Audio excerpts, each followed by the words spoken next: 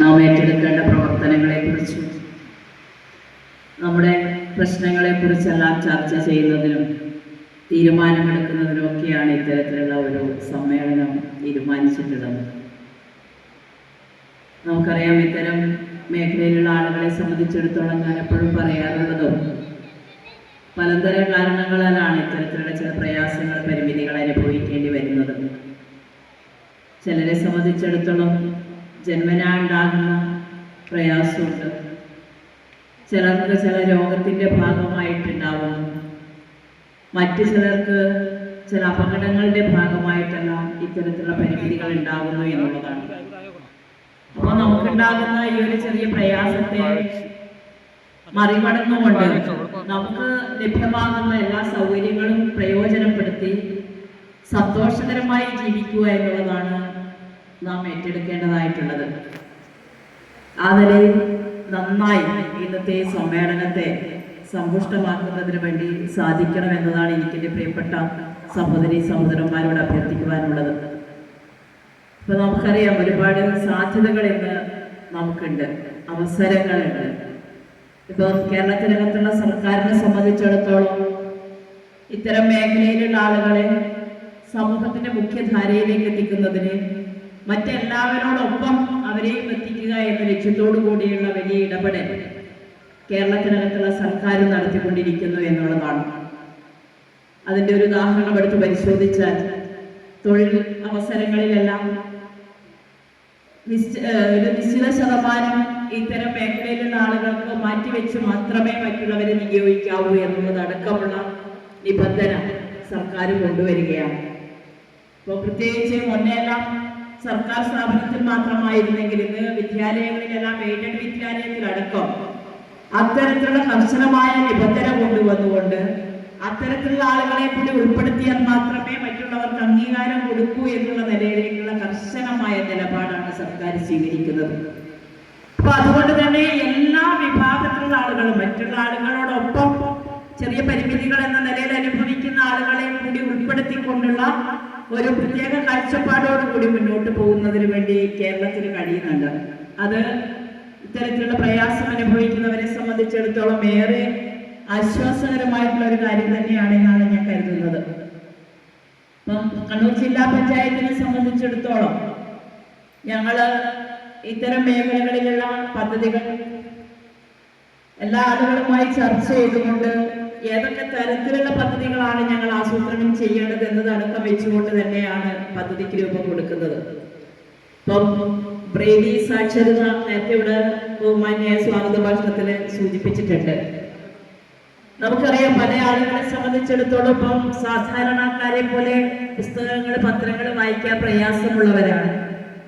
അപ്പോൾ അക്ഷരം പഠിച്ചാൽ മാത്രമേ നമുക്ക് വായിക്കാൻ വേണ്ടി കഴിയുകയുള്ളൂ.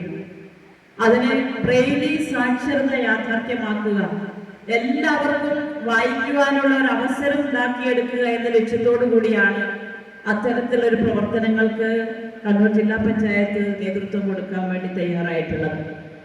അതോടൊപ്പം തന്നെ നമുക്കറിയാം, ഡിജിറ്റൽ സാക്ഷരതയായാലും ബ്രെയിലി സാക്ഷരതയായാലും ഒക്കെ ഇന്നത്തെ കാലത്ത് ഓരോ ആളുകൾക്കും മാനസികമായി അവർക്കുണ്ടാകുന്ന ആനന്ദവും സന്തോഷവും വളരെ വലുതാണ്. അതോടൊപ്പം ഇത്തരം പുസ്തകങ്ങൾ, ഞങ്ങൾ 10ഓളം പുസ്തകങ്ങൾ തയ്യാറാക്കിയിട്ടുണ്ട് ബ്രെയിലി ലിപിയിലെ നോവലുകൾ. അത് വളരെ പ്രധാനപ്പെട്ട നോവലുകളാണ്. ആടുജീവിതം പോലുള്ള അങ്ങനെയുള്ള നിരവധി ഇന്ന് നാം വായിക്കേണ്ടുന്ന വളരെ പ്രധാനപ്പെട്ട 10 പുസ്തകങ്ങൾ. അപ്പം ആ പുസ്തകം നമ്മൾ തയ്യാറാക്കി ഷെൽഫിൽ വെച്ച് കൂട്ടുക എന്നതിനപ്പുറത്തേക്ക് അത് നമ്മുടെ ജില്ലയിലുള്ള മുഴുവൻ ആളുകൾക്കും വായിക്കത്തക്ക വിധത്തിൽ എത്തിച്ചു കൊടുക്കുക എന്നുള്ളത് കൂടി അതിന്റെ ഭാഗമായിട്ട് ലക്ഷ്യമിടുകയാണ്. അപ്പൊ അതുകൊണ്ട് തന്നെ ഞങ്ങൾ കണ്ണൂർ ജില്ലാ ലൈബ്രറി കൗൺസിലുമായി യോഗം ചേരുകയും അപ്പോൾ അത് ഏതെല്ലാം വിധത്തിൽ നമുക്ക് താഴെത്തട്ടിലടക്കം ആളുകളിലേക്ക് ഈ പുസ്തകം എത്തിക്കാൻ വേണ്ടി കഴിയും എന്ന ചർച്ചകളടക്കം നടത്തി അതിന്റെ പ്രവർത്തനം മുന്നോട്ട് വന്നുകൊണ്ടിരിക്കുകയാണ്. എന്നാൽ ഞാൻ നേരത്തെ സൂചിപ്പിച്ചതുപോലെ ആ പുസ്തകം വായിക്കണമെങ്കിൽ എല്ലാവർക്കും സാധ്യമല്ല. കാരണം ആ ബ്രെയിലി സാക്ഷരതയുണ്ടെങ്കിൽ മാത്രമേ നമുക്ക് പുസ്തകങ്ങൾ വായിക്കാൻ വേണ്ടി പറ്റൂ. അപ്പൊ അതിന്റെ ഭാഗമായിട്ടാണ് ബ്രെയിലി സാക്ഷരതയടക്കം കൂടുതൽ പ്രാധാന്യത്തോടു കൂടി കണ്ടുവരുന്നത്.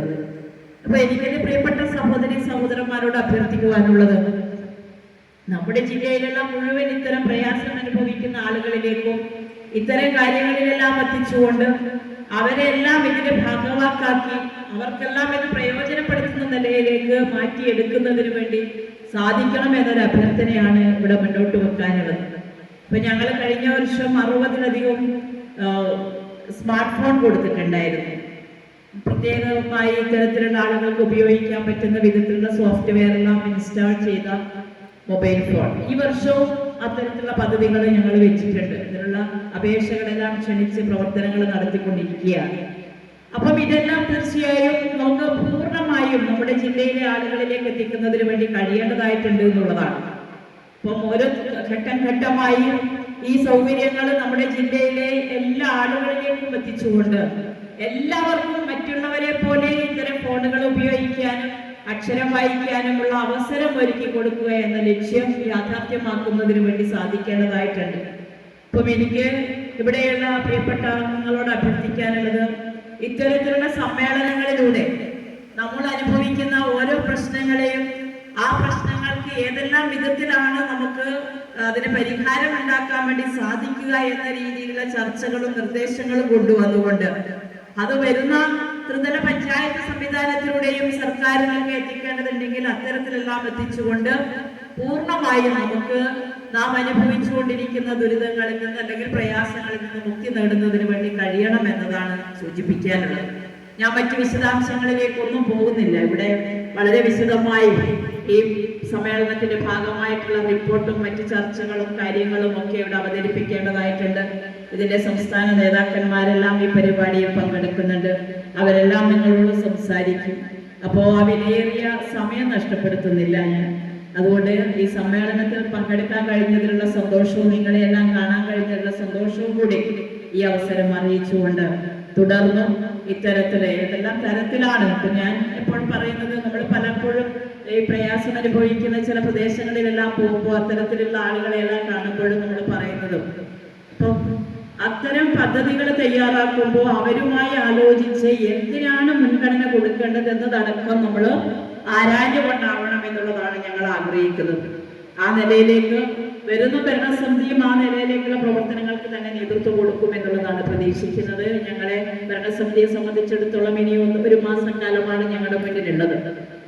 അപ്പൊ എന്തായാലും നന്നായി ഈ സമ്മേളനം തീരുന്നത് വരെ നിങ്ങളെല്ലാം പങ്കെടുത്ത് സമ്പൂർണ്ണമാക്കുന്നതിന് വേണ്ടി സാധിക്കട്ടെ എന്ന് ആശംസിച്ചുകൊണ്ട് ഈ സമ്മേളന പരിപാടി ഔപചാരികമായി ഉദ്ഘാടനം ചെയ്ത് അറിയിച്ചുകൊണ്ട് നിർത്തുന്നു.